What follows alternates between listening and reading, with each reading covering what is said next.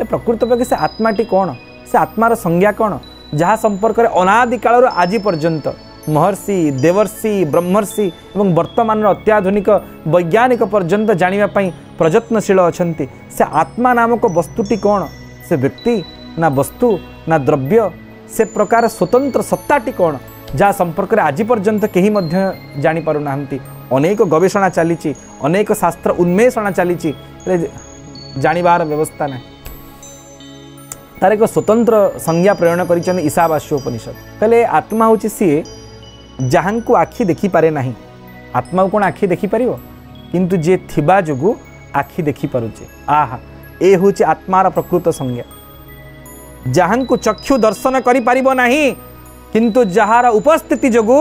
चक्षुर दर्शनर शक्ति रही जी तिरोहित हो गले जी पलैले जार व्याहुति हो गले चक्षु आ देखी पारिबो नहीं आत्मा हूँ सीए जार शब्द को कान शुणी पारिबो नहीं किंतु आत्मा हूँ सीए जी थिबा जोगु कान शुणी पारुचे ए हूँ आत्मार संज्ञा।